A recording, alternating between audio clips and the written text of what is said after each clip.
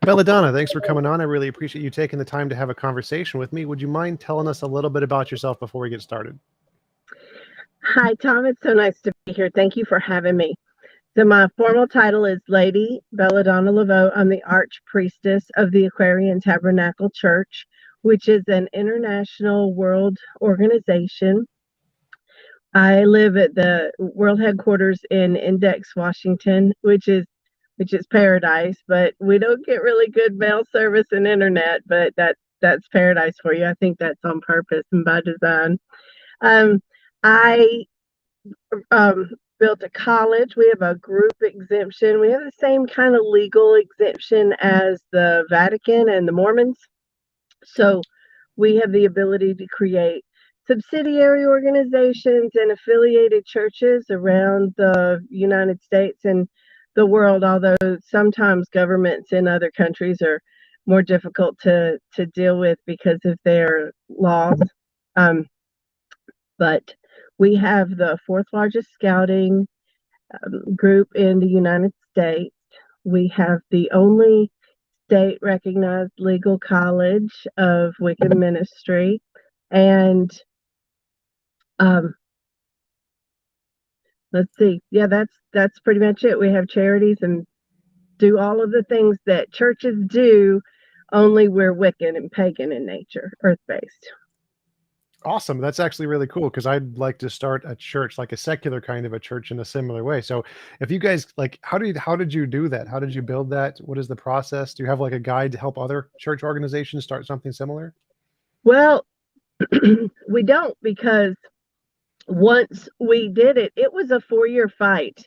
In 1979, our founder, Pete Davis, was raised by a lawyer. And so he kind of learned law at the dinner table, and so he was an activist, and he realized that we just really didn't have the same legal representation as Christian churches. So he created the church and went to get a 501c3 legal, tax exempt, and it didn't work. Like, they wouldn't give it to him. And they would ask questions, and he would send back the same forms that had the answers to the questions on them, and photocopies of photocopies to where you couldn't really even read them anymore. That was before 1979 was before the internet, Yeah. And so sorry. And so finally he was dogged. Like, the tenacity of this man was ridiculous. He wouldn't let it go.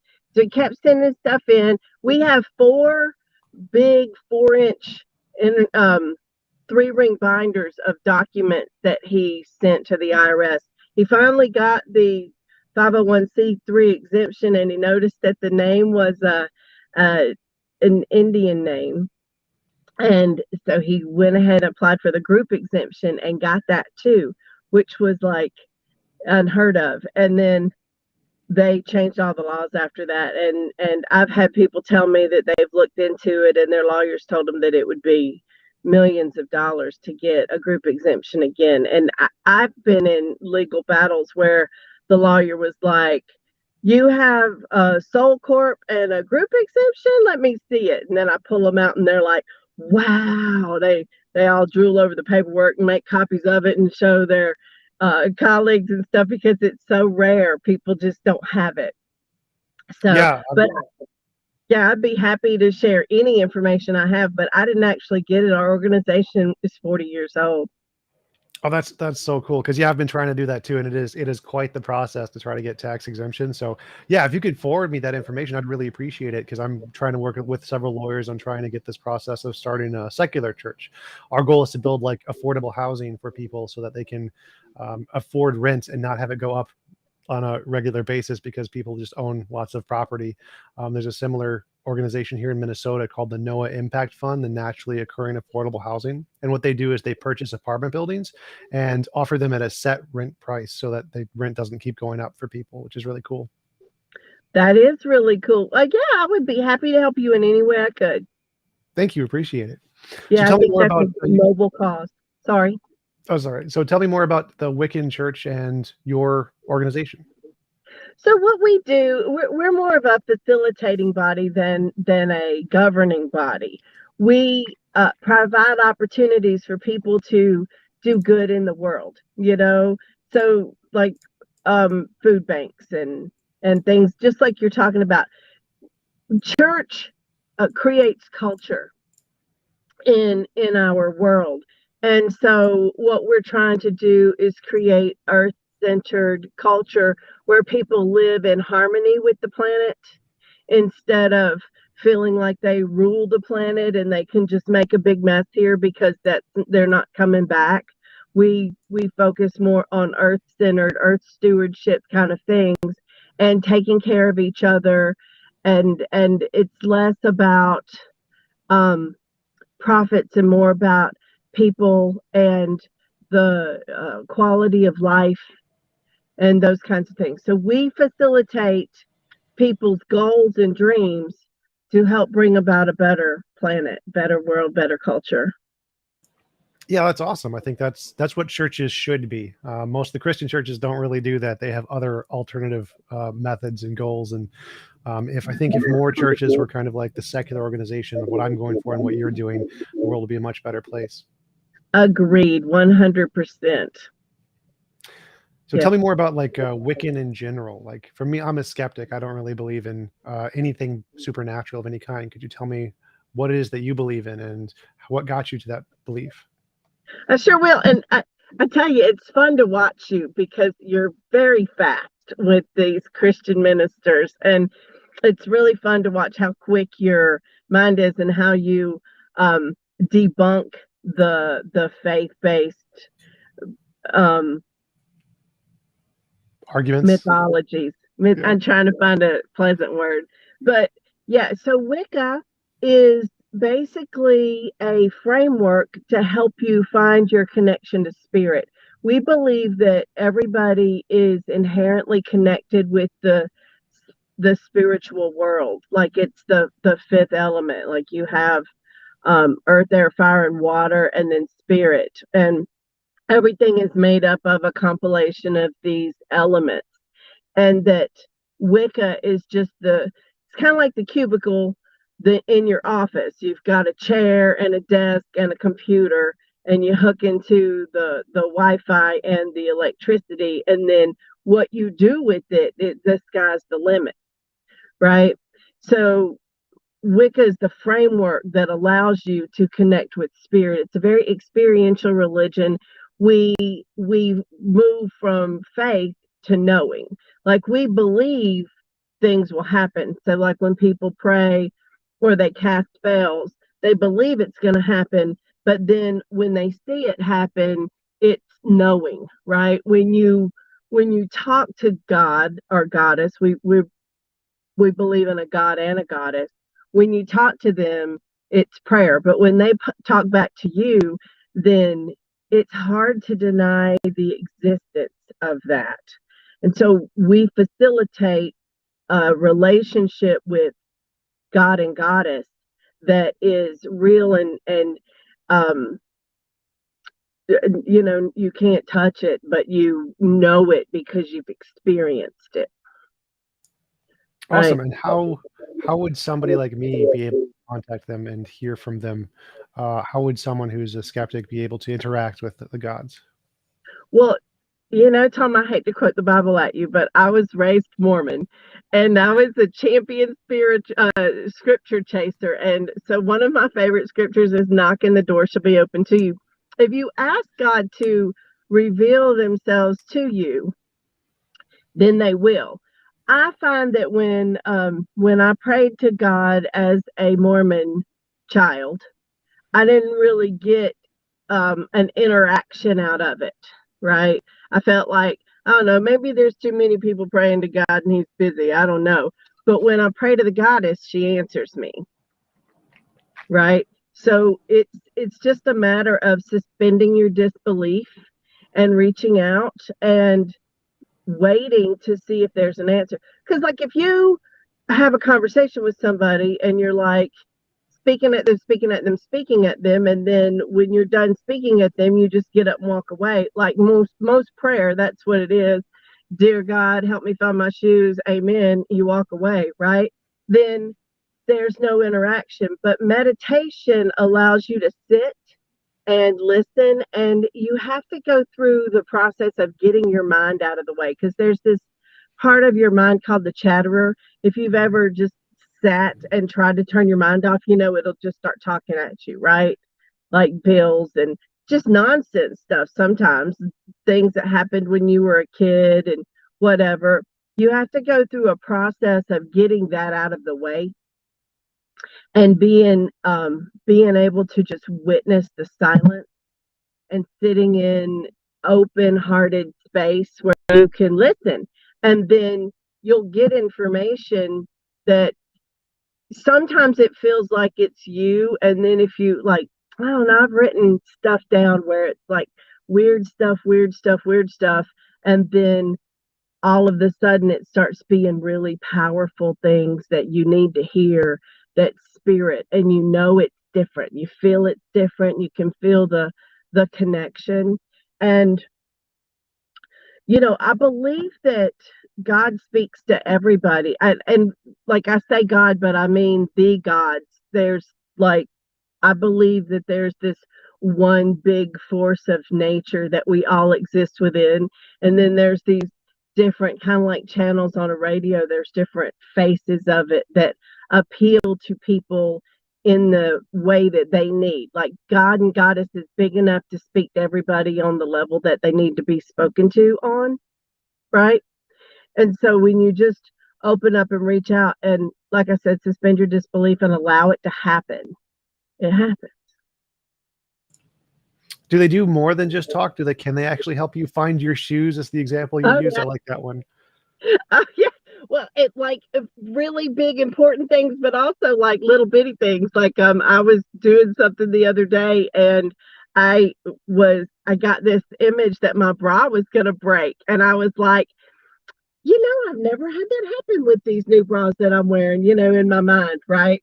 And by the end of the day, I was about to go out on stage, and a lady pointed at my chest, and my bra had come apart, and I was like, oh gosh, I knew this was gonna, they told me this was gonna happen this morning. I should have listened. Sometimes because we're humans, we don't listen. We argue with our intuition. But I'm a professional psychic. I've been a spiritual counselor for 30 years, and people call me and ask me silly things like, when's my boyfriend gonna call me again? But all the way to very existential things, and I get messages from spirit that I can tell them, and I don't know, but spirit knows, and I can convey that to them, and it helps them, and it makes a difference in their lives. And they call me back and say, oh my God, what you told me was true. They call me. Could you do that for me? So, for example, my goal in life is right now to meet a very attractive girlfriend. That is my current goal. So, could you tell me, like, give me a sign of like what would happen in the future? Because that would be great for the people on my side. We like novel testable predictions. That's like our evidence form of confirmation of what we think is a good way to differentiate something real from imaginary. That's the thing I use in all my Christian debates. So, when will I find my Instagram model girlfriend? That'd be great. Your Instagram model girlfriend. When will Tom find her? Are you sure you hadn't already met her? Well, I dated one and then I got dumped, so I need another one. Okay. Tom, it's going to be real soon. It's going to be real soon. Maybe the fact that you've just put that out into the universe on your show, somebody's going to go, well, I would like to date Tom, but I'm getting like days, like 3 days. And that would be awesome. Like, if that happens, I'll definitely come on the show and be like, this is 100% evidence for Wicca. Definitely happened. Complete evidence. Be like, yep. Yeah, I'm getting 3 days. I've gotten awesome. 3 days, 3 times. Yeah, so that'd be exciting. I would love that for you. That would make me really happy. Yeah, me too. Me too. Especially happy. It'd be like a bit life changing for me. So. Yeah, well, she's out there. You're right on top of it. You keep asking for that. That's going to come true. So you said you were brought up Mormon. How did you transition from Mormonism into Wicca? Well, interestingly enough, I have thought many times that Mormonism and Wicca are not that far apart. Mormonism is like Wicca with patriarchy. It was created like 100 years before Wicca emerged on the scene, and I'm like, maybe it was just too early. Maybe they just put it out there too early. But it's very similar in the sense that every man holds the priesthood and for his family, but in Wicca, everybody is capable of holding the priesthood if they study and want to. It's just they have polygamy, we have polyamory. It's very similar in a lot of ways, but um, Mormonism was very oppressive, is very oppressive to women. And growing up in a Mormon household, my job was to learn how to cook and sew and clean and uh, be a good mom and have babies and keep the house. And I mean, as important of a job as that is, I really just think that raising children is a dual role. It's not just a woman's role. Like, it takes two parents to really raise healthy children. And also, I'm really smart and I don't want to just sit around the house and clean. And, I do know how to sew and knit and crochet. And I sewed a teepee one time from a diagram because I wanted to have one. And um, I chafed against the sit down and shut up because you're a girl model, right? My daddy fought. I didn't like it. And I did all of the things. I was very spiritual. The first time God talked to me, I was 5 years old. And so I've always known that God and Goddess existed. I knew that spirit was paying attention to me and would help me. Like, I had this thing happen when I was 12 where I made the wind blow, or the wind blew for me. Either, I don't know which one, but I was like burning this big thing of brush that I couldn't imagine setting on fire right now as an adult. But my daddy was like, burn all of this stuff in the backyard, and here's a hose, don't burn the house down. Okay. And so I didn't want to be out there watching it burn, right? It's huge. It was like 17 times bigger than me. And so I'm standing there looking at it and I'm like, how can I make this burn faster? And the wind blew behind me and it made the fire burn faster. And I was like, oh, did you do that for me? And the wind blew again and made the fire burn faster. And I was like, I didn't know you could do that because I was 12.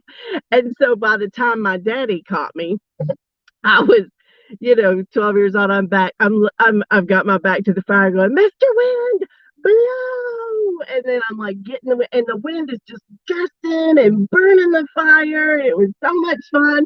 And then I hear Donna, because that's my given name. And I was like, uh-oh, my daddy's looking out the window. And he's like, are you playing with the wind? I said, yes, sir. And he said, I can do that too. Don't let anybody know you can do that. And I was like, oh, okay. But I knew that spirit existed, and I knew that we had magic within us. And you just couldn't talk me out of it. You just couldn't talk me out of it. I had too many things that happened like that, like where God spoke to me or Goddess spoke to me and told me things, directed me to do things, helped me in certain ways. And so when I was sitting in Mormon church one day, and one of the quorum of the 70 was speaking, and he said, I was like 17, 18, maybe even 19. And he said that we were not appreciative of enough of the scripture. And until we studied the scripture more, we were not going to get more information. And that the information that we had was like a thimble of water compared to all of the water on the earth. And that we needed to be more diligent in reading our scriptures so that we could get this more information. And I looked around at the people in church, and like every one of these people had like 17 kids, and there were more children than adults in the room. And it was just a cacophony of kids playing, and you could barely hear the man speak over all of the families doing their family things in the pews. And I was like, there's more information out there and we don't have it. That's what I heard. There's more information out there and we don't have it. And so when I left church that day, I made it a mission to go find the rest of the information. And I read every book that I could find, and it led me to healing. And then it led me to witchcraft. And I just knew that that was the answer. Like I didn't want to be kept in the box that Mormonism had created for me. And I just became really, I read books for 10 years, like all of the time. That's what I would do, is just read books. And it opened my mind, and it opened the possibilities, and it allowed me to move beyond where I was. It gave me wings, so to speak. It helped me find who I truly was or am. And now I'm the archpriestess of the biggest church in the world. Awesome. You mentioned the form of the 70. What is that? The quorum of the 70 is, there's the prophet, and then there's the 12 apostles, and then the quorum of the 70. So they're like third from the top in Mormon structure. Oh, gotcha. So how long have you been doing this? What age was it when you transitioned from Mormonism to Wicca? I was 20 when I was initiated into Wicca. And you mentioned there are many different gods, many different kinds of gods, or just two? No, there's so many gods. There's well, we believe in all the gods. We believe that if you're praying to a god, then they exist. Like, we believe in all of them. Jesus and Shiva and Dionysus and all of them. So I have no idea how many gods there are. In Wicca, you kind of, like I said, it's like asking how many software packages are out there. Where do they exist? Is it like, do they exist in the same universe, in a different universe kind of a thing, or? That's a really good question. That's a really good question. So there are sky gods, land deities, and ancestral deities. And so sky gods, sky deities are planetary. You know how the Romans named all the planets after gods? Yep, Venus, Mercury, Saturn, Jupiter. Yeah. So that is the we believe that the deities all have a home, and that sky deities rest on planets, and that land deities, like the well, Bridget's Well, or in Washington we have this amazing land deity. Her name is Tahoma, but her current name, her white people's name is Mount Rainier. The Indians call her Tahoma, and she has this legend where she disappears. Like, it'd be a beautiful blue sky day, no clouds, and the mountain will either be there or it won't be there. And there could be clouds in the sky, and the mountain will either be there or not be there. She's actually a disappearing mountain. It's quite an awesome phenomenon. There's a Facebook page that says, "Is the mountain out today?" And it's pretty cool.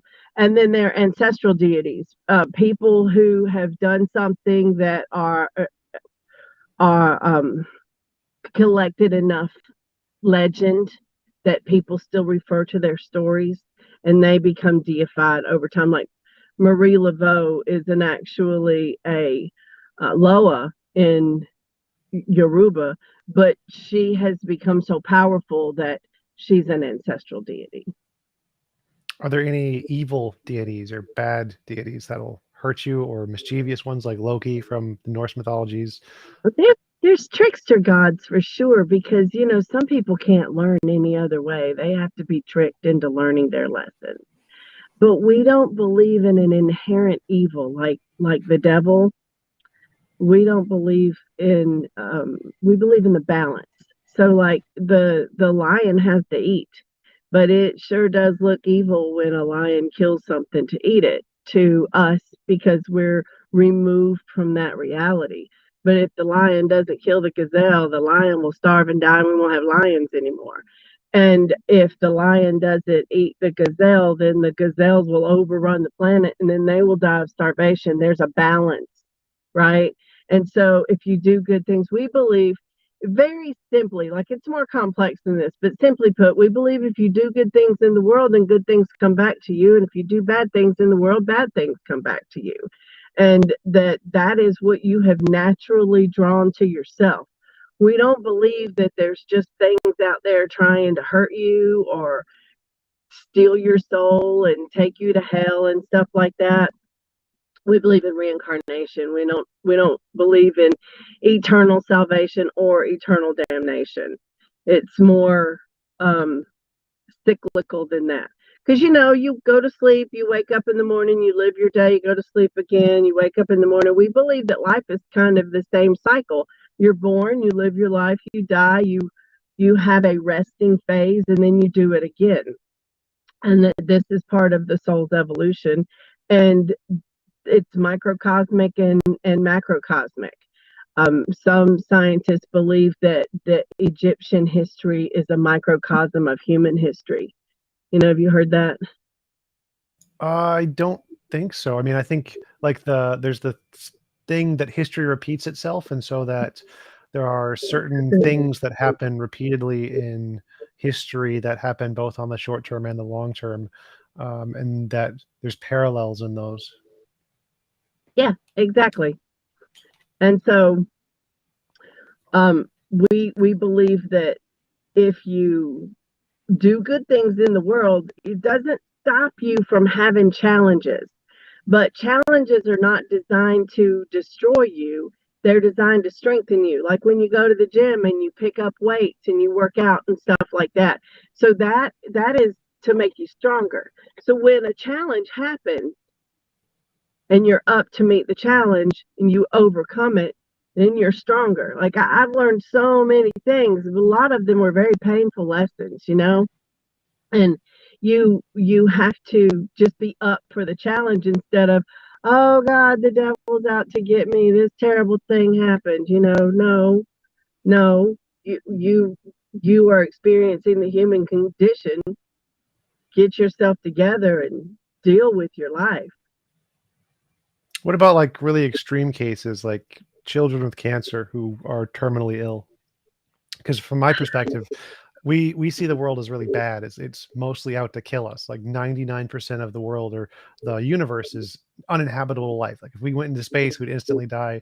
Under the ocean, instantly die. Next to a sun, instantly die. So it seems like most of the universe is out to kill us. And so from my perspective, I would think if there were gods, they would try to shape the world to make it better for living things as much as possible, rather than mostly out to kill us. Yeah, they do, but the human factor, I mean, if you're in a relationship with somebody and you're doing everything in the world to make the relationship good and they're just using you up, then there's not a whole lot you can do, right? I mean, we, for the most part, treat gods like maids. Oh my gosh, I don't know what I'm going to do. God, get me out of this problem now. It's not, it's not something that we're like, we don't revere most of the time. Most of us do not revere spirit. We find ourselves in a mess and then we're like, oh God, if you let me live through this, I'll never drink another drop or whatever, and then they're out drinking the next night. Children getting cancer, it's terrible what happens, but we don't eat the right foods. We don't feed our people the good stuff. Like my husband makes this awesome joke. He's like, white sugar is terrible for you. White sugar was the poster on the wall for heroin when it was growing up. One day I'll be in children's cereal, like we feed our children junk. And we as a society have the ability to scientifically understand what we need to eat and how we need to live, but there's this thing called money, and that's more important than anything else in a capitalist society.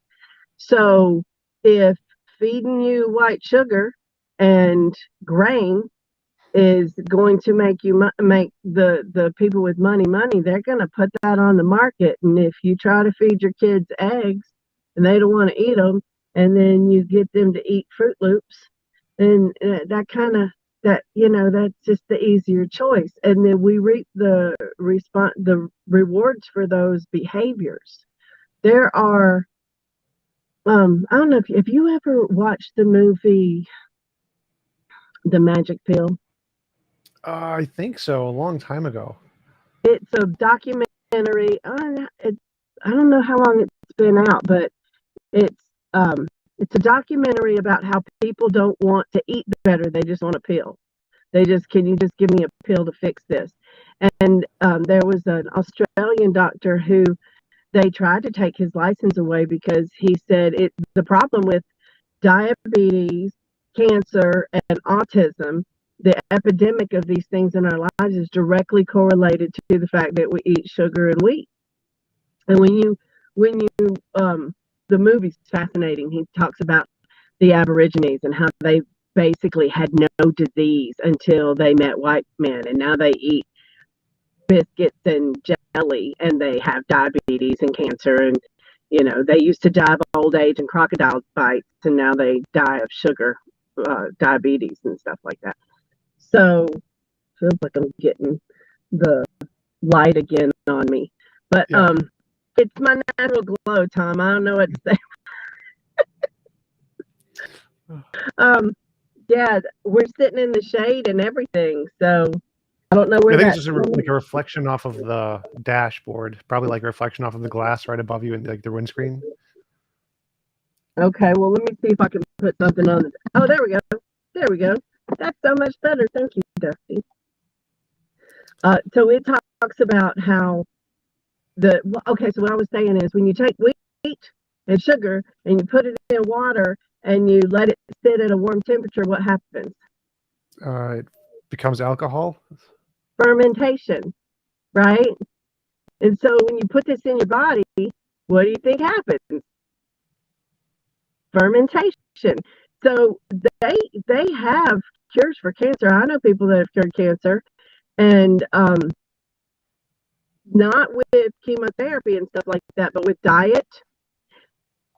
But it's a lot more lucrative to radiate somebody and put them through cancer treatments and sell them insulin and all the other things.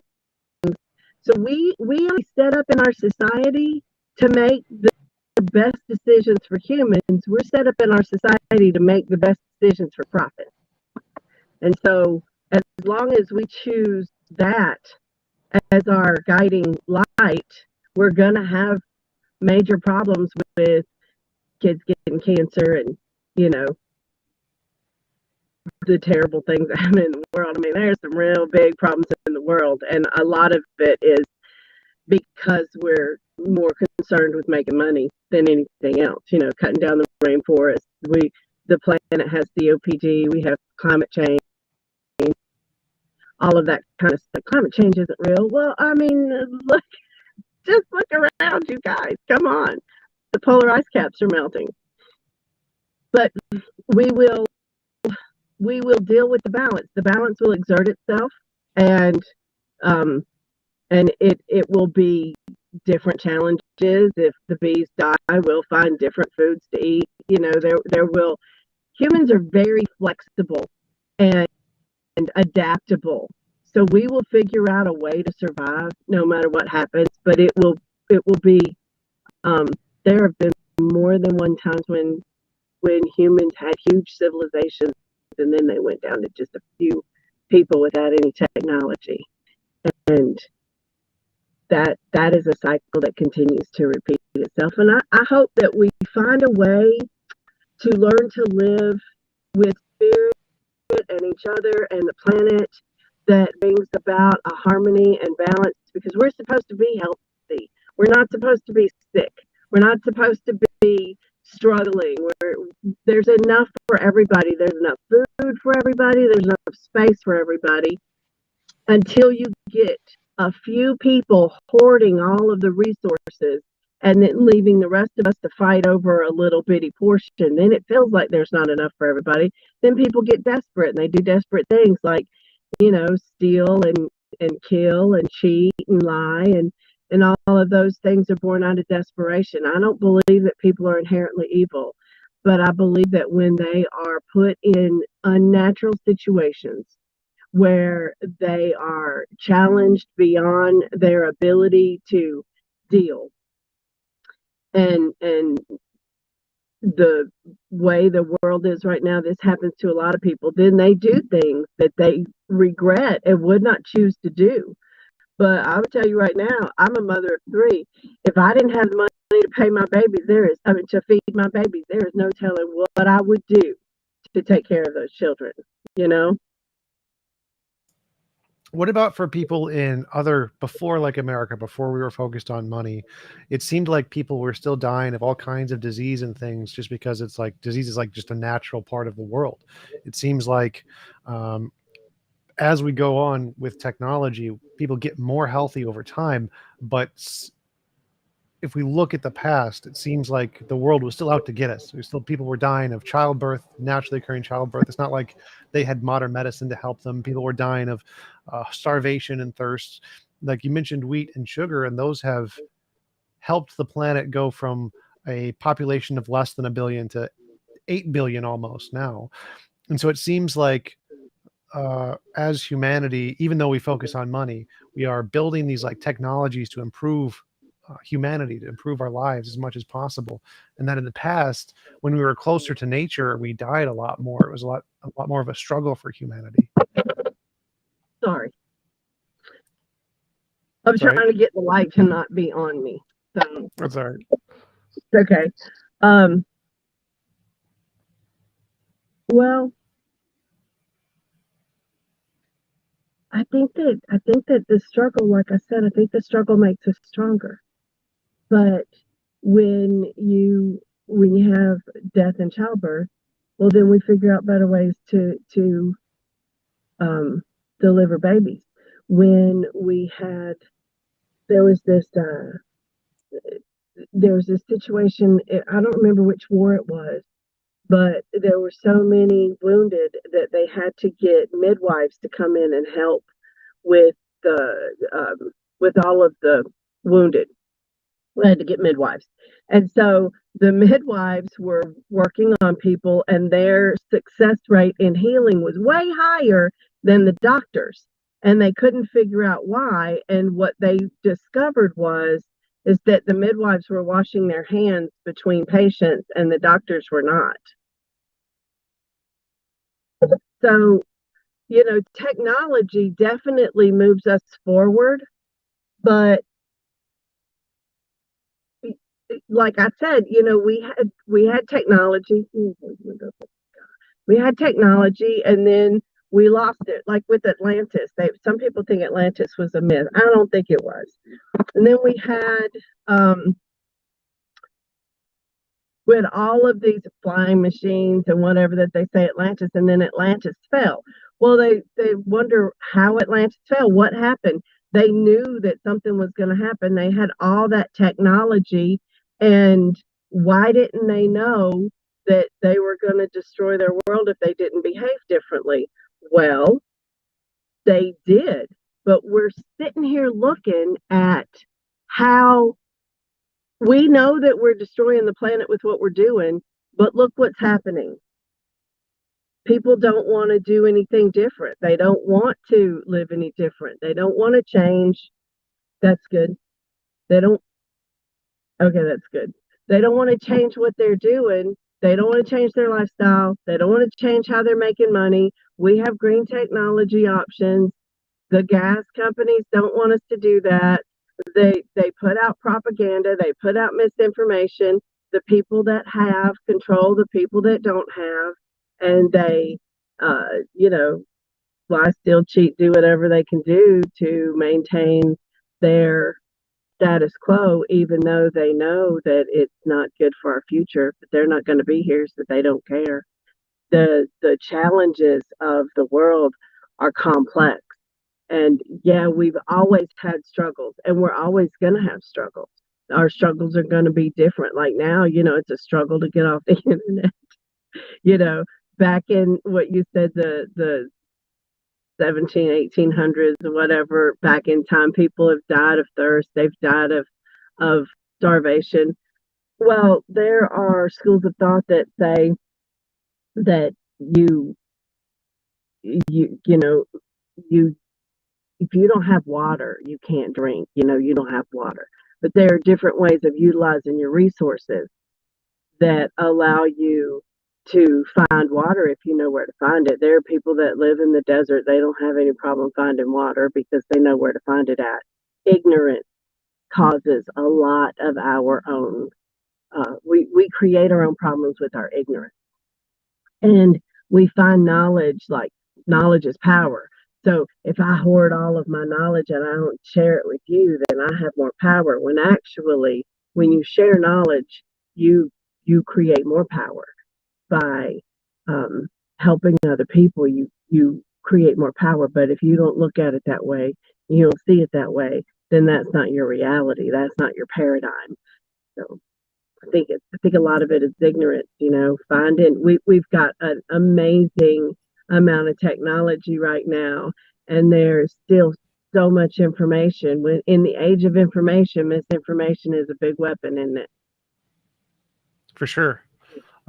From my perspective and the perspective of many secular people, we think that we can get to a world where there isn't really as much suffering as there is today. Like we think that once we get artificial intelligence, that's going to be really cool and it's going to help us solve a lot of the problems we have. We're going to be at the point where we have enough food to feed everybody, and we're going to have enough water to feed everybody. We're not going to have the same level of suffering or cancer or disease. And it seems like all of those are solvable problems, that we can get to a much better world than we are today. And if there were gods, I would think that they would have helped us to get there a lot faster. They wouldn't have left us on these challenges on our own, and would have helped us to be able to achieve these much earlier in time, instead of forcing us to go through all these really big challenges like world wars and droughts and comets and all these kinds of things that kill millions of people that I don't think we have control over.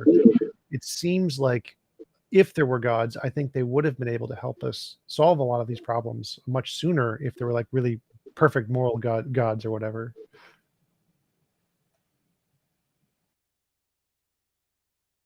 So, the thing about it is that people don't all believe the same way, though, and the changes of the interactions of people sharing their beliefs and finding humility to listen to other people, like that's a higher level skill. Not everybody has the ability to set aside their ego and look at the possibility that maybe they're wrong.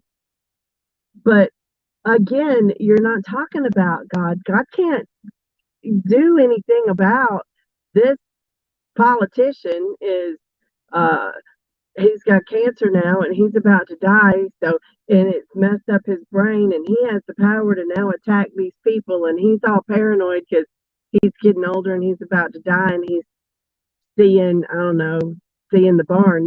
Like wars happen because of men, not God.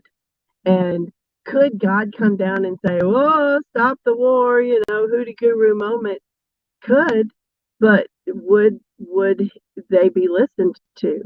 Because there are times when Goddess has asked me to do something. Goddess wants me to get up at 4 o'clock every morning and walk up to her shrine and sit there with her and pray. Well, I'm going to tell you, I got this physical body, and I can't drag my butt out of bed at 4 o'clock in the morning, no matter how strong my faith is. And I wish I could.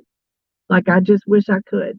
But she wants me to be up when the plants wake up so that I can feel the earth waking up. And I just can't do it. So I think that there are some times when I'm like, I'm gonna do it eventually. I'll get old enough to where I can wake up early in the morning. My grandparents did it. I saw it happen. But and I don't give up on trying to do that. But at the same time, The quantum field is being affected by everyone, and you can't just there's no, we have choice. We have choices. And if God could just come down and be like, everybody do this, would that really be a paradise? I mean, you talk about artificial intelligence, and my immediate thought was, oh no, Skynet, what is they call it the singularity, when the AIs will all take over and stuff like that. So that doesn't seem like the best solution either. There are always unknown possibilities that can mess everything up. And I think that if there was anybody, omnipotent or not, that was forcing everybody to do something, that would be oppression, right? So it's just too complex to say, oh, well, God could just stop babies from getting sick. Well, some babies get sick, and they teach people very powerful lessons for the 2 years that they were in their lives. They were the only ones who could teach that lesson. And we believe that people are born and die all the time, and life is sacred. And I'm not trying to minimize children dying, because I think it's a tragedy, but you just can't know the people that are touched by the life of a sick child and what it makes them decide. And until enough people suffer and die, we don't change. That's the whole thing about the trickster gods. We have to sometimes run ourselves headlong into misery and suffering before we'll do anything about it. Now, I believe that suffering is a choice. You get to choose your challenges. I don't think that everybody has to suffer. When I was in boot camp, I was a witch in boot camp, and I was reading astrology, and I would pay attention to where the moon was every day, because it made a difference in how my commanders, the sergeants or whatever they were called, act. I don't remember, it was a long time ago. Commanding officer, that was the name of it. And so there were days where it would be challenging, and I would just wake up and decide that I was up for the challenge of the day, instead of going, oh man, this day's gonna kick my butt. I would be like, okay, I'm gonna be on point today. I can't phone this one in. I've got to be ready for stuff. So the challenges of the world teach us to make different choices, and they teach us to grow. And all of this, in my opinion, this whole world experiment is about us being spiritual beings incarnating on the planet and raising our awareness so that we can be the benevolent creatures that you would hope that we would be, and that we are all striving towards that. A lot of us have really different ideas about what that is. I had a Christian woman ask me one time, she was talking about Muslims and how they were all messing up the planet, and they were doing this and they were doing that. And I was arguing with her that everybody had their inherent goodness. Every religion is here because there's something to be learned from that religion. And even religions that you don't really understand, they all have their place because somebody's getting something out of it. And when people stop getting stuff out of it, the religion will go away. And she was like, well, who are we supposed to hate then? And I was like, oh man, we're not supposed to hate anybody. I thought the Christians knew we weren't supposed to hate people, but apparently they don't. And I think that Christ himself would not be teaching people to hate other people, but people teach people to hate other people. If you have these people and these people fighting each other, then you can make off with all the goods in the background. And getting all of the people that don't have to fight with each other is a good way to get them to not notice that you're stealing all the resources.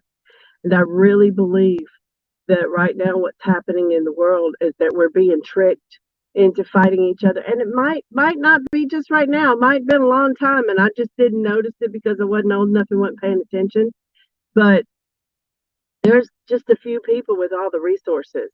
And if we all decide to agree with each other, we're going to notice that those people are hoarding all the resources, and we're going to do something about it. So they've got to keep us fighting over gay marriage and abortion rights and, stupid things that are really important. I apologize for that. I thought I turned that off. Really important things, but completely aside from what we really need to be focusing on,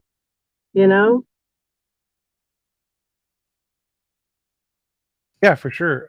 There's a few questions from the audience, if you don't mind. One of them is from Calacia. He asks, how is suffering a choice? And I emulate the same question, because for me, suffering doesn't seem like a choice. It seems like something that's forced on us without our choice.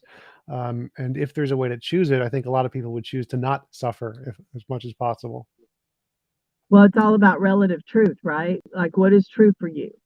If what you believe is that the devil has come in to kill, steal, and destroy your life, then you are kind of powerless in that, and you suffer because you are a victim. And if you feel like you have the power to overcome any challenge in your way, because God and Goddess will help you find the right way out of it, then you're a victor and you're not at the mercy of something that is trying to harm you. You have the ability to do something about it. So it's relative truth. What do you believe about your situation? I have seen people get cancer and be like, oh, poor me, this is so bad, I feel so bad. And they talk about how bad it is, and it is bad. But I have also seen people who got cancer and dealt with it with so much grace, I couldn't even fathom it. They didn't want to spend their last moments on earth lamenting their situation. So they were loving and happy, and they spent time with their kids, and they just handled it with a lot more grace. So it's really about what you think about your situation, how you handle it, right?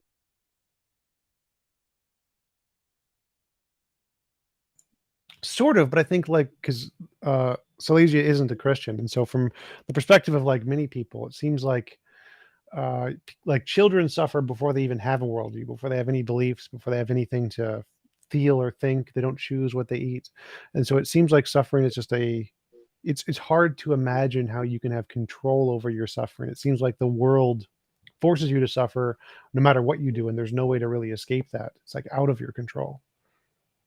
Well, there's some religions that believe that the world is suffering. We don't believe that in paganism. We believe that the world is a paradise. And my children only cried when they needed something. And if I provided for that need, then they didn't cry anymore. It's all bright again, Dusty. Can you just pull forward a little bit? They didn't cry if they had their needs met. There you go. And so I think that we suffer when we don't have our needs met. And then if we know how to provide for our needs, then there's considerable less suffering. However, challenges are necessary in order for us to grow in the world. Like, challenges are just necessary. You're never going to have a life where you're happy and you don't have something to overcome. When you have a challenge and you overcome it, you feel successful. You feel proud of yourself. You've done a good thing. You've accomplished a goal. You've overcome. If people that have everything provided for them, people that don't struggle at all, super rich people born with a silver spoon in their mouth, they're not happy. Like, there's plenty of people who have had everything in the world and they kill themselves because it's just nothing makes them happy because they don't have to accomplish anything. Gotcha. Next question is from Yves. I don't think that's how to pronounce it. I forget how to pronounce it. Oh, I unselected it. I have to go find that again. We'll skip to the Meat Machine. Meat Machine asked, how does she know what is good and bad from the framework of her religion? Well, good and bad are Christian terms. We don't use them. Good and bad is how you see whether this is good for me or good or bad for me is not. I mean that everybody has to decide that for themselves. There's just the balance. Things happen.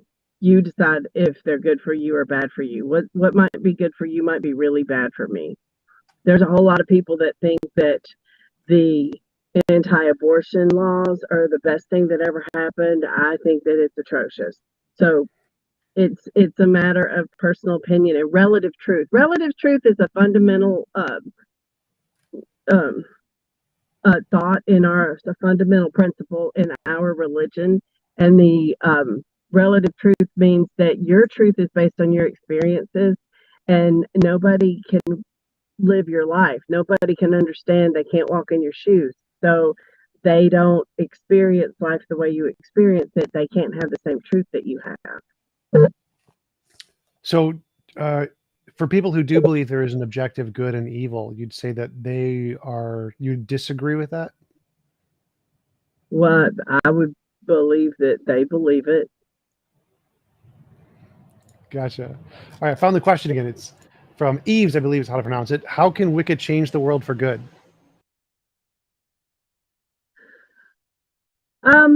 Well, one of the things is we don't really proselytize. We believe that if the goddess called you here, then you're supposed to be here, and if she didn't, then you shouldn't.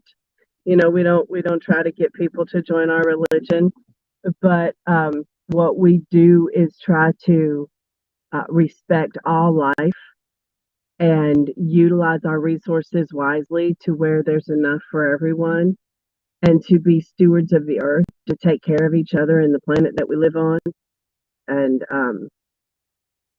allow for everybody to have their own experience. We believe that everyone has a right to their own happiness and their own choices, and as long as your happiness isn't bumping up against my happiness, I really don't care what you're doing, right? That answer to the question. Yes, I was muted there for a second. All right, next question from Frank's. What are her thoughts on voodoo? Oh, well, I think that voodoo is a very powerful religion, and I don't practice it. I don't know much about it. People think that because my last name is LaVeau, and then there's Marie LaVeau, that I might know something about voodoo, but I really don't. I think that it's a very powerful religion, and it's not as much like witchcraft as you would think. Gotcha. KCA Randy, can you tell me what the next numbers on my power ticket should be? Like a lottery ticket. I am no good at picking Powerballs. If I were good at picking the lottery, I would have all the money. I would too. That would be great superpower. Jib asks, why does she believe in the supernatural when science can explain her questions without assuming magic is real? Well, I believe that science and magic work hand in hand. That the age of Aquarius is when science and magic learn to work together. So, there's a lot of things that science can't explain, and witchcraft has kind of sensed that it was there, and so they created words for it, and then science can prove it, and then they're like, oh, well, that was always there, such as disease. So, like, way back before we had microscopes, witches would say, oh, this person is possessed by an evil spirit, and now you can say, oh, well, this person has an infection.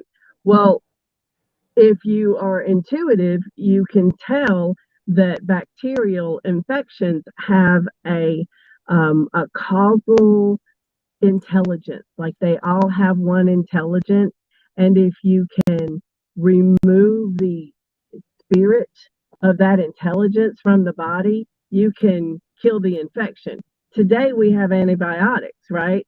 But back in the day when we didn't, that's how they healed. So witchcraft and science just has different language for the same things, in my opinion. Gotcha. Jay Schneider asks, can you please tell me what the paranormal activity in my house means? Who, what, why, etc. Please enlighten me.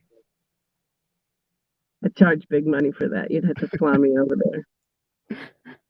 Awesome. Iceni asks, what is your favorite spell? Oh man, my favorite spell. Well, so my favorite spell is my husband. Because anytime I need any extra magic, I go, Dusty, and then whatever I need happens. Like if I can't find something, I'll be like, Dusty, where's this? And before I can even finish my sentence, I find it, because our energy together like exponentially increases my power. Um, I really don't do spells anymore. See, we consider spells writing with the fat pencil. You know, once you learn how to do spells, it's all about the mind. Sympathetic magic is about teaching you that if you really focus, you can make things happen. I've been doing it for so long. I just ordain my day to go a certain way. And for the most part, it does. I mean, I have challenges. We all do, right? But I don't really do spells so much anymore, unless, like, when there was the insurrection, I did a spell on TikTok where I was like, everybody put energy into Biden getting ordained. And so I lit a candle and I put it on my altar, and I got everybody that watched that TikTok putting energy into that. Happened. And I watched that was kind of when it stopped, when it was like just a few minutes after that on the news, everything started going the other direction. And now I'm sure that wasn't just my spell making that happen. Everybody that was watching that, like that, it was things going down from all directions. But that's when I do spells. It's more to get everybody else's energy involved. Cool. Question from Black Bordeaux. Can ask her which god or goddesses could they solve an unknown math problem, like unknown empirical question. I think because that was something that Ramanujan, the mathematician Ramanujan, said the gods he believed in helped him solve math problems. We're trying to get the light that's making it worse. There's no more shade, but the car will shade us. I don't know that the gods like math. I don't know. I don't have an answer for that one. Gotcha. Casey A. Randy asked, what kind of a god would be a trickster? Why would you bother with that god? Oh man, tricksters are fun. Well, Hermes is a trickster god, and he's like one of my favorites. When Lord Hermes is in the area, I am very like, oh my god, makes my heart go better better. But trickster gods make you learn things that you don't want to learn. And I am an eternal student. I am also a triple fixed sign. I am Leo, Taurus, Taurus. So I am one. Sometimes if I really have a conviction about something, it's difficult to get me to look at it in another way. And so I appreciate trickster gods, because sometimes they will trick you into learning things that you otherwise would not choose to learn. Now, tricking you just to take advantage of your vulnerability, that's not what they do. That's what people do. Lying to you to just take advantage of you. No, they will trick you to go to a certain place, making you think, such as January, I went on a tour around the United States. Well, it did not go the way I thought it was going to go at all. I thought it was completely different. When I got there, I was like, I have been tricked. But I had really important things that I had to learn, and I would not have chosen to go on tour in January without thinking that I was doing what I thought I was doing. I would not have made that choice. So it was good for me because I got what deity needed me to get out of it, and they weren't able to teach it to me in another way because I wasn't able to see it. Gotcha. Question from Vlad the Stoner. What gods do Wiccan practitioners plead to if you believe in all kinds of gods? So Wiccans, for the most part, believe in the triple goddess and the horned god. That is the basics. The triple goddess is the goddess with three faces, past, present, and future. Those, and then the horned god.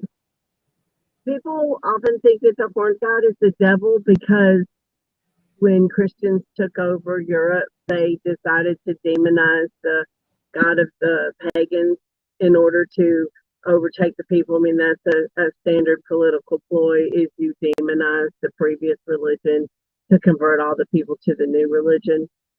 But the horned god is the god of the hunt. It's all about hunting animals and animals that we eat from the forest that usually have horns. You know, cows have horns. So horns represent the male power. But we have like all kinds of deities that we pray to for different things, and different people associate with different deities. And basically, it is a path of you find the deities that talk to you. Deities will talk to you when you're praying. They'll come up and they'll talk to you, and then you're like, who is this? And sometimes you know right away, and sometimes you don't. Like the Great Mother, I prayed to the Great Mother since I was brand new baby witch. I always prayed to the Great Mother because that's the two I was called to pray to. And I didn't find out that that was Demeter until, oh man, a decade ago, maybe. I don't remember. It was, I was like, man, you would think I would have figured that out. But she was like, who do you think you've been praying to all this time? And I was like, the Great Mother. Oh, the Great Mother. That's you. You know, so humans don't always, we're not quick on the uptake. We don't always figure it out. But we pray to the gods that talk to us. That leads into the next question from Chris G. When you make statements about these deities and what they do, how did you learn these things? How did you get to know that these things are true? Oh, she's frozen.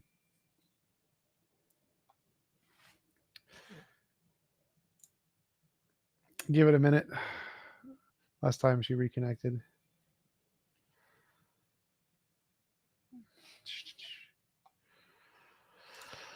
How are you guys in the chat doing?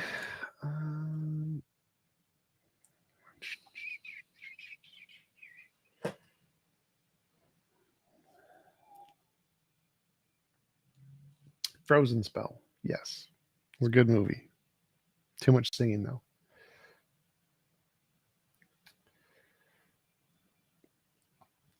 How did the universe form in her eyes? That's a good question.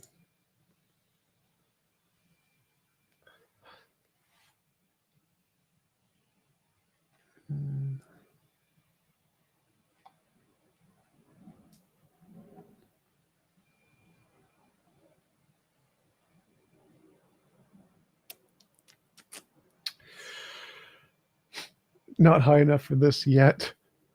Should make it like a drinking game or something.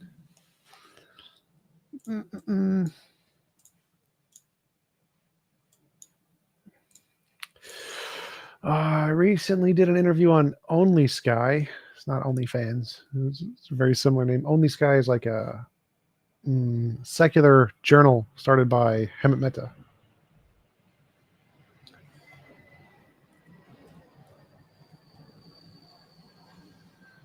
I need to post that too. I need to upload my interview from Only Sky.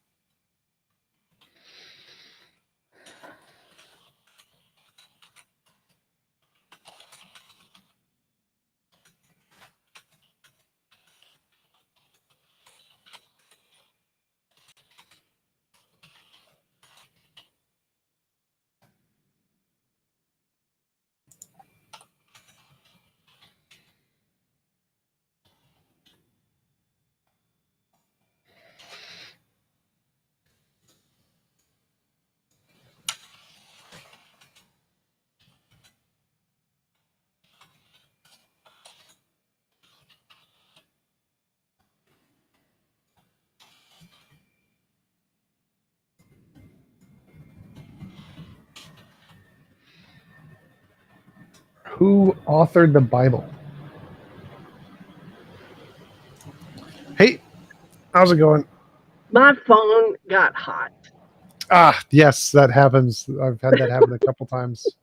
Yeah, I tried really hard to fix this to where you didn't have any problems with the streaming, and it's been rough. I think if you just pull over on the side from this angle, it would be okay. Yeah, that's okay. Like my channel's fine to have issues. We're not too strict about that. So, but I appreciate your consideration. I appreciate you having patience with the technology. So, a few more questions. Okay. Chris G asks, when she makes these statements about deities and what they do, how did you come to know these things? How did you learn about the deities? I asked my teacher that when I was a brand new witch, and he told me the same thing I'm going to tell you. It's just years and years of working with them. One time I had somebody get really mad at me because of the deity that I was working with.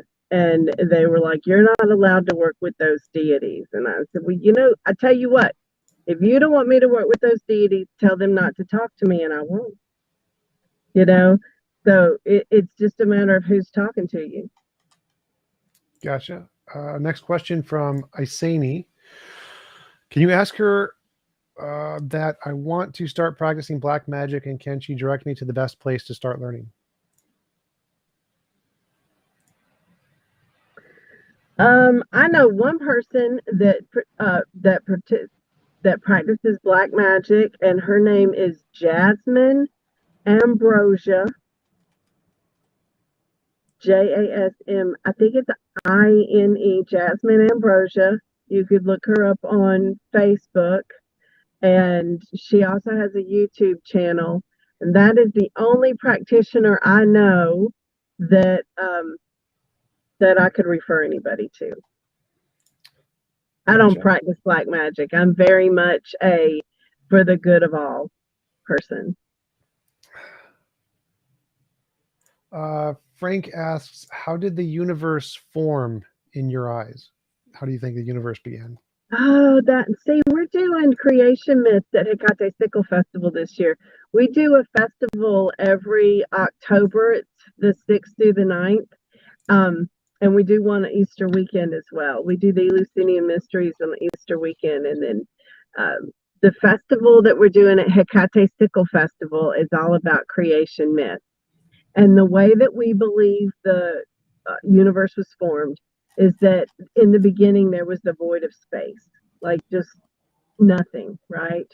And the void, after much time, the void realized its existence. It realized that there was space. It was like, oh, there's space here. And then it realized that time was passing. And with that realization, a spark came, and that was the secondary, right? Like you've got a cell and then it splits into two. So the spark of, oh, time is passing. And that spark was the other half of goddess. So the void is the womb of space, and that is the goddess. And then the spark of understanding, realization, intelligence of any kind is God, right? So goddess is receptive, God is projective. And so from those two experiencing each other, everything else in the universe was born. Gotcha. And last question from Megavirus. Oh, this is a question for me. What argument for the supernatural gods do you find the most interesting or fun to argue against? Probably the moral argument, I think, because I'm a big proponent of good and evil. I like those. So to answer him, that would be it. So that's it for our questions. I really appreciate you coming on. It was a great conversation. Please, again, send me all of the stuff on how you got all the legal stuff, because I'm really interested in that. I definitely want to try to work on that for my side to start my church. So I really love to see all the paperwork behind that if you're willing to send it. Thanks again for coming on. I really appreciate it. Do you want to give any links or references where people can find out more about your work? Belladonna LaVeau. I'm really easy to find. You can search me on on Google. There's all kinds of pages about me on Google. I have belladonnalaveau.com. And then if you want to know more about my church, it is atcwicca.com. atcwicca.com. WICCA. My husband's correcting me. It's .org. It's not .com. It's .org. atcwicca.org, because we're a church. And then from there, you'll be able to find things about our festivals, our schools, our youth program, all of the different churches around the world, things like that. Awesome. Thank you. It has been a pleasure talking to you. I was looking forward to this. I think your show is awesome. Some of your shows are I just giggle while I watch them. It's so good. Thank you for your service and for what you're doing. And if there's anything I can do to help you, I certainly will. Absolutely. It was great talking to you, and I hope you have a wonderful rest of your day. You too, Tom. Bye-bye. Bye, listeners. Bye-bye.